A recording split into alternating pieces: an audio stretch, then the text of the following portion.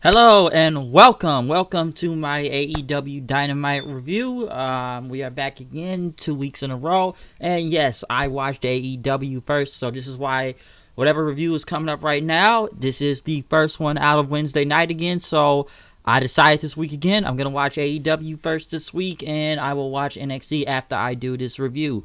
But AEW, once again back on TV. Episode 2, if you want to count by numbers, but Boston, yeah, they were in Boston, Massachusetts, I believe, at the Aggies Arena. It looked like a full house, to what I've seen. It looked like there was some empty seats throughout the first match, but I'll get into that later. But it was kind of a full. It looked like more of a full house later on. I don't know how many tickets sold out there. I believe it was a sold out show.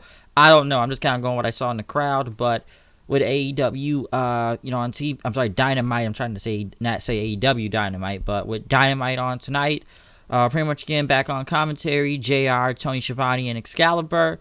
Like I said, this was a sold out crowd, which I think they were switching camera shots, but I wasn't really sure. I don't know why I'm still talking about that. But as they hyped up the matches for tonight, we are beginning the tag team tournament tonight. And the first match that was going to go on right off the bat was the Young Bucks versus Private Party, which was, this match was great. One thing also interesting to note that some of the other tag teams were at ringside watching in the crowd, from Angelico and Jack Evans to SCU. They were watching as this match went on, and this was a great way to kick off this show with both of these teams, okay? Because what they say was like a 20-minute time limit, and it started off with Nick Jackson and Isaiah Cassidy. Of course, they tried to go for the super kicks early on, but it did not work. Even kind of knocking out Isaiah's or was it Mark Quinn's glasses? I think when he got in the ring. I'm trying to get both of them correct right now, but this match right here was insane. I'm not gonna say it was some spot fest like as some people would say with the Young Bucks, but this was a very fun match, especially when the big spots came in. Quinn, that guy, man, the guy can fly. I will say that. Dude does a crossbody to the outside, then a moonsault jumping outside, and then what? I forget, like a 450 or like a top con helo from running from the ring. He did like 3 freaking jumps running in and out, which I thought that was good. Pretty much came with a 450 then on Nick Jackson, but it did not work. People chanting Private Party in. Bucks ended up doing the super kick party, of course. They started super kicking both Private Party then. Matt tried to go for the sunset flip bomb, but Cassidy pretty much knocked it to the ground. Matt hit a power bomb, which I thought this was pretty cool, but he picked him up. And he took him all the way. He took him all the way to the entrance ramp just to powerbomb Cassidy, if I'm not mistaken. But pretty much after that powerbomb, what was it? Nick tried to go for a sharpshooter, which he had, but Quinn was able to reach the ropes to get out of it. Matt pretty much tagged in. They start beating up on Quinn then. Cassidy pretty much still on the ramp. After that, one thing that, and I did like this from Matt Jackson though. He did like those Northern Light suplex. So he did 4 Northern Light suplexes in a row. Well, 3 on I believe Quinn, and then he had the 4th one on both Quinn and Cassidy. Pretty much a double Northern Light suplex that looked pretty good too. Pretty much I think chaos started to ensue. Then Bucks did pretty much try to go for a double suplex, but Quinn got out of there. Pretty much hit him with a kick then. Got the tag. Cassidy had a missile drop kick that looked good. Pretty much then right after that. Oh yeah, the gin and juice. That I gotta say that gin and juice thing looks crazy because what? It was a blind tag. I think it was like a blind tag, I believe. And pretty much Nick was running to the ropes. Quinn did like the Hurricane Rana. And Nick pretty much flew in. I know it looks like an RKO, but that's what they call gin and juice. That's a cool finisher, by the way, also. And they pretty much at the near fall, they still kicked out because Quinn did a shooting star press. Did not work. The Bucks set up for the Meltzer driver, but Cassidy pulled Nick's leg to the ground. Quinn rolled him up, and pretty much it was an upset victory, which I'm sure a lot of people are surprised that, holy shit, the Young Bucks lost to Private Party, which very surprising. Now, this is a big thing for Private Party because they did beat the Bucks, and they have to make a statement out here. I'm sure a lot of people thought the Bucks were going to go over, or they were going to put themselves over. And I can understand arguments like that because they pretty much are like what. I don't know if they're booking the show or not. I really don't know who is booking the show, but come on, they're the guys that are running this company in a way too.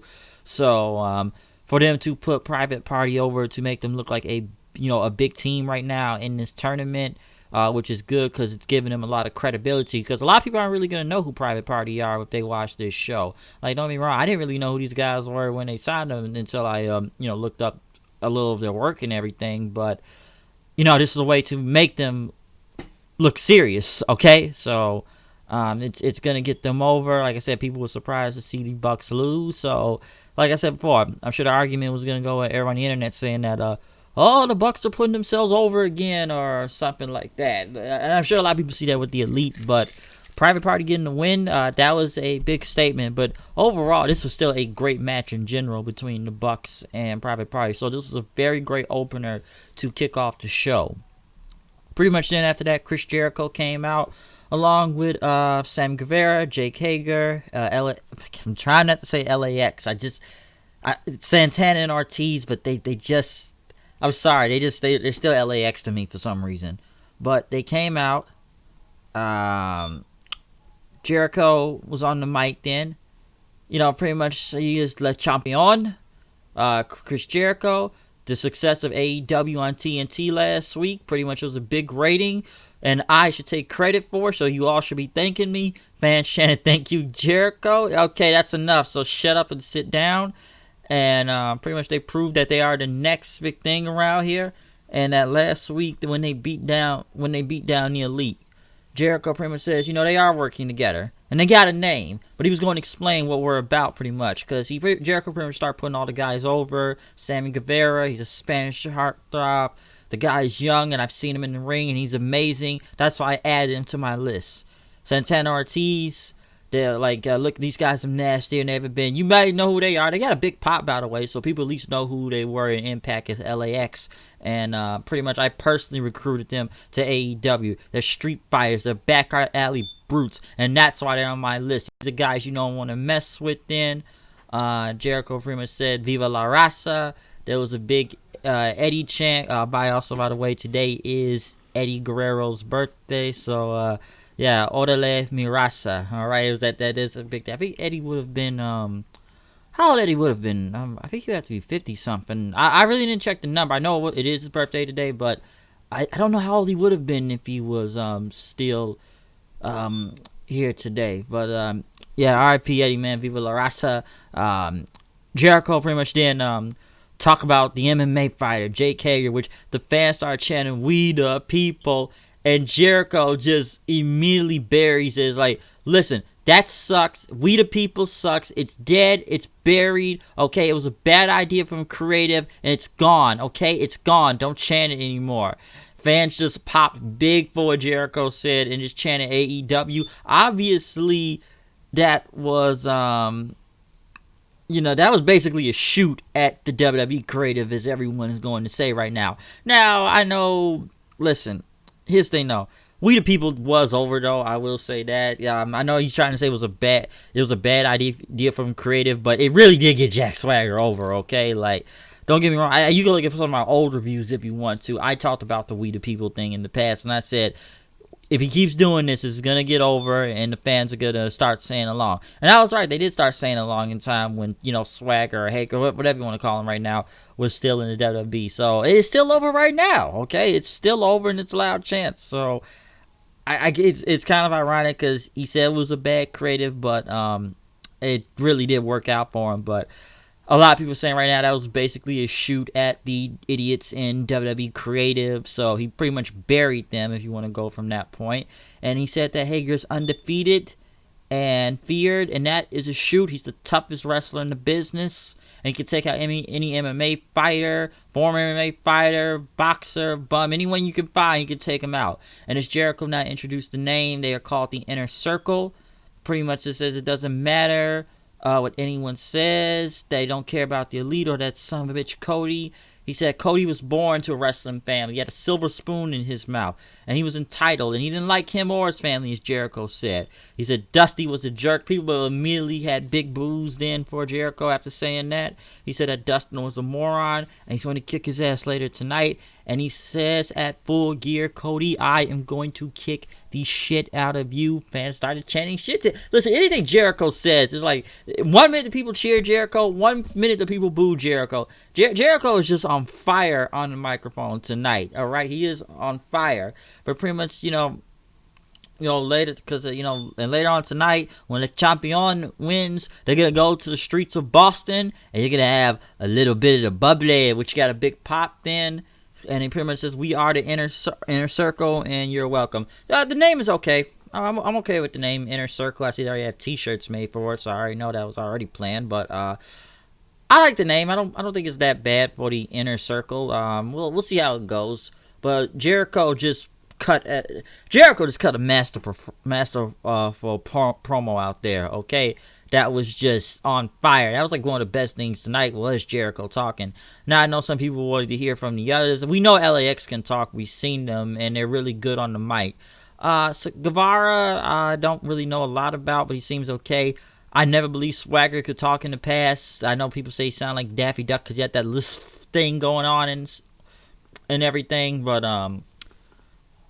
like the lisp and stuff, but at least he's got a, talker for, I guess, he got someone talking for him. Jericho put all these guys over, okay? One thing you gotta give Jericho, he put all these guys over and they didn't have to say anything. And almost like he just made them look like stars, if you want to go that far saying that. But I know some people would have wanted to hear from their opinions, but like I said, Jericho was just killing it on the mic and just burying that we the people thing I thought that was hilarious, okay? So, there you go on that.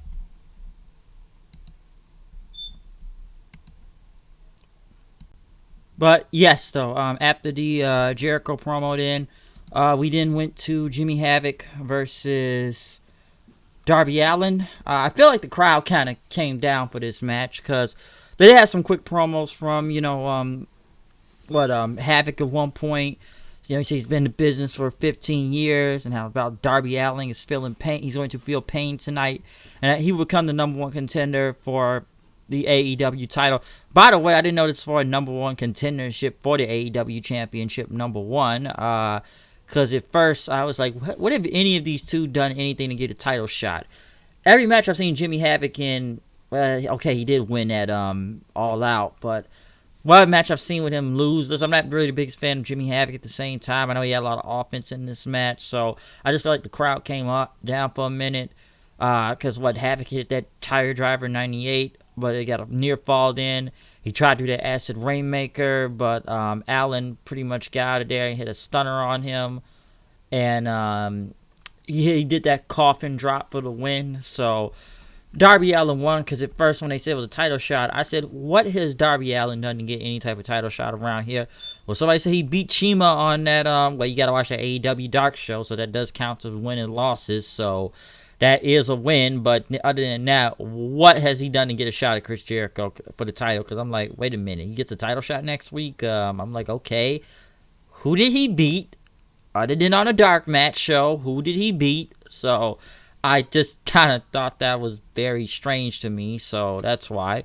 But, it was an okay match, I will say that. I just felt like the crowd kind of fell off of it, but it was good, and I'll say it was a little good, enjoyable match for what it was, with Allin getting the win. So I just didn't know this was for a number one contender shot who got a title shot next week against Jericho, though. So that was very interesting to me. Emi Sakura and B. Priestley went against Britt Baker and Rio. This was a good tag, way better tag match than what I saw in the Dark episode. I will say that with all four of these women. This was, some say a little bit chaotic and say kind of giving a little bit all over the place at one point.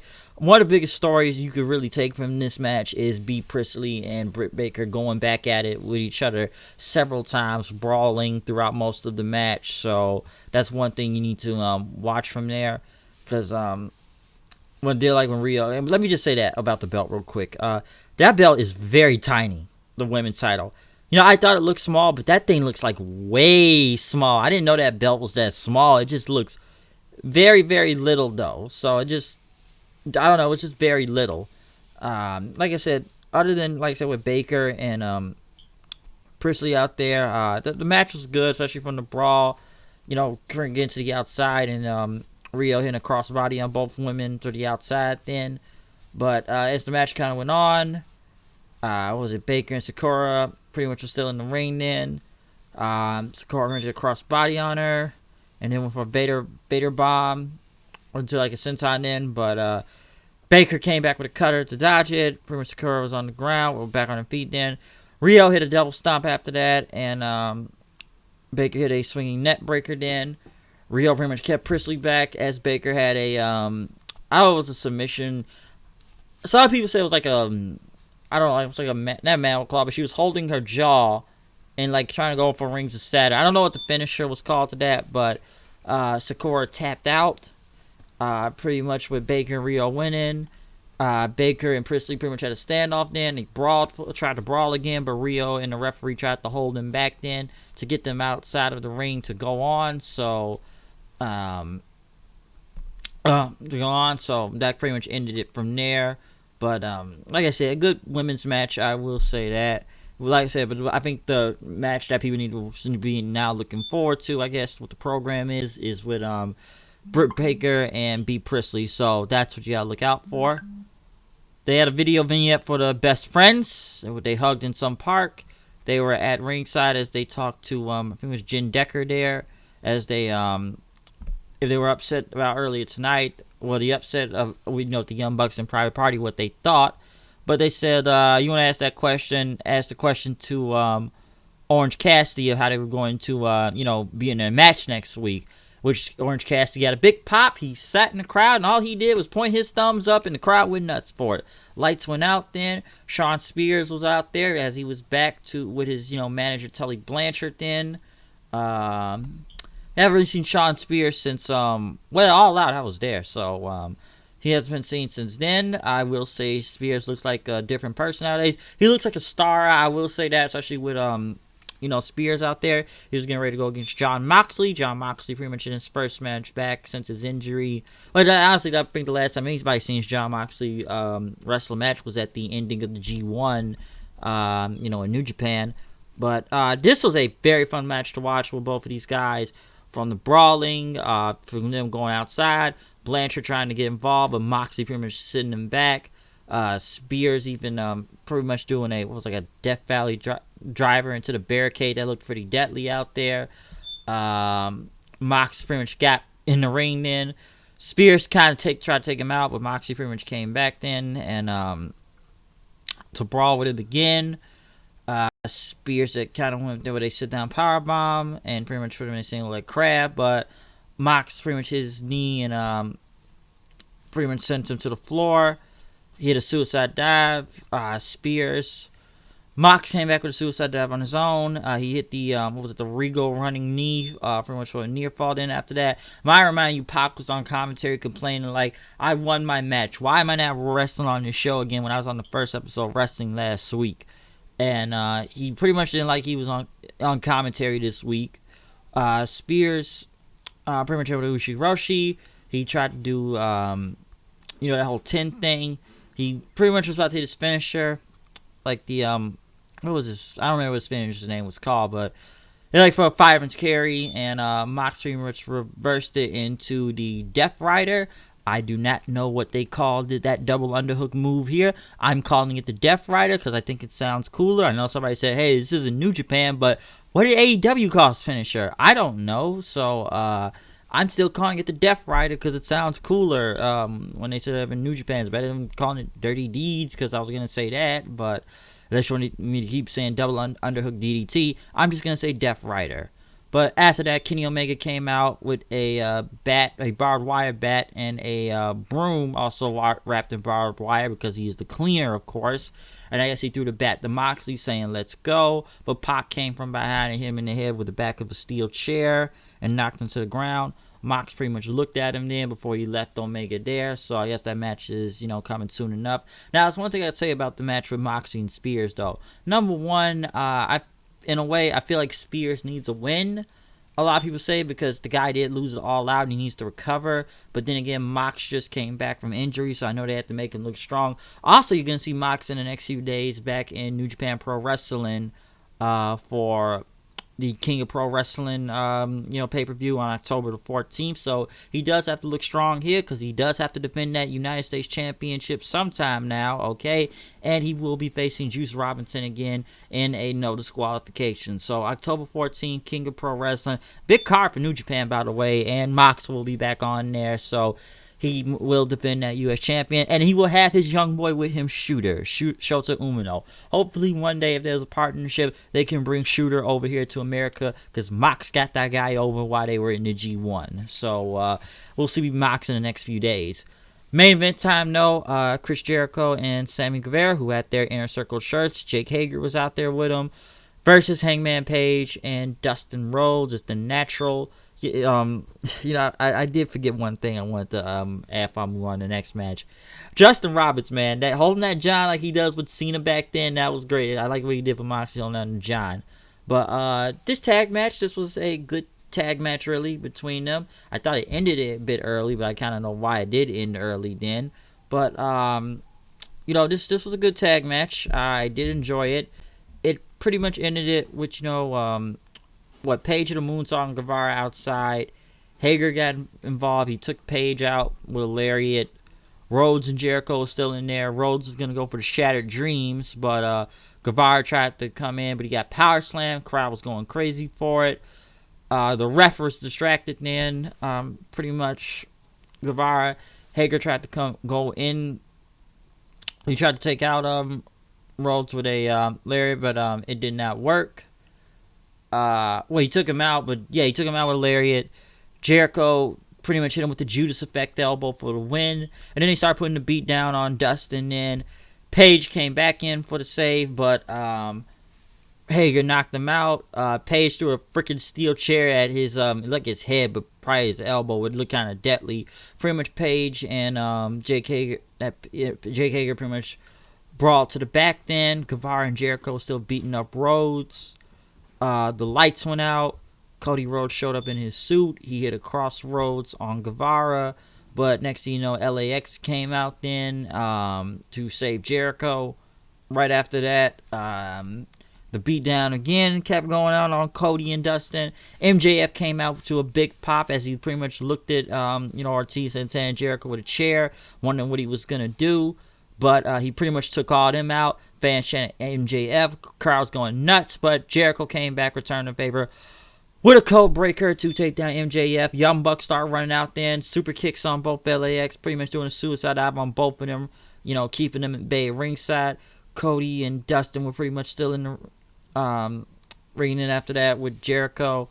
Jericho was outside then. Dustin never got up, but as Jericho started throwing the ring bell in the chair, Darby Allin skateboards his way down the ring like he's Bart Simpson and jumps on top of Jericho, pretty much taking him out, even hitting him with the skateboard then across his back, since he is getting a title shot next week.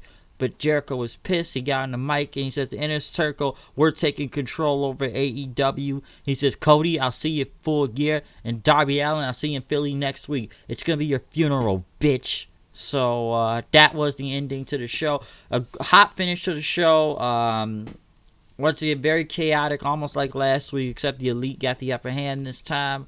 So, with Darby Allin and Dustin out there. But another great finish. At least it didn't end in the DQ with that DQ. But at least it was a little bit straight more forward than it was last week, I believe. Just because it should have been a DQ last week. And I felt it was overbooked last week, but since the match was over from there, it was a good match too for the tag one. But everybody coming out because they had a lot of time to say, because the tag match ended like about 8:53, but the show went on for like another 8 minutes. So I guess they had to have everybody come out and get their stuff in with all these run-ins and saves. So we did see another one of the chaotic run-in saves 2 weeks in a row now for AEW. So that pretty much ended the show on there with another chaotic finish. So overall, this was another enjoyable show by AEW again. I think the best things on here was the first match with the Young Bucks and Private Party, and the Jericho promo was on fire tonight. And I also enjoyed John Moxley versus Shawn Spears. That was a great match too. So those are like one of my overall favorites of the night. If I said the weakest match, I thought it was the Darby Allin and Jimmy Havoc. It wasn't bad, but I don't know, man. Just something about it wasn't clicking. I think the crowd fell off of it. The women's match was good too with the tag team, so I thought that was pretty good also. But overall, another enjoyable show by AEW again, and or Dynamite if you want. Let me just say Dynamite in general. So I had fun watching it tonight. So it was really good to me. I did enjoy the show. But overall than that, just comment, subscribe, tell me what you think about this show tonight. I liked it. I thought it was very enjoyable. Like I said, it was another edition, hot finish to end off the show tonight. Great matches also. So we'll see what happens next week for Dynamite. I don't know where they are next week. I think Philadelphia next week. Title will be on the line with Jericho and Darby Allin, so we will see how that goes next week. And the tag team tournament continues. But other than that, I'm out of here. Comment, subscribe. Tell me what you think about Dynamite tonight. Follow me on Twitter at HoodedKnight890 or whatever you want to do. Check out any review that's up right now from Raw, Hell in a Cell, AEW from the first episode, or anything that's on review you want to go check out from, Monday or Sunday or whatever day. But yeah, check out the Hell in a Cell and Raw review also. But other than that, I'm off to go from here. I'm going to watch NXT. Maybe I'll be back with a review later on tonight, or I will review the show tomorrow. But other than that, I'm out of here. I'll see you guys later. Peace out.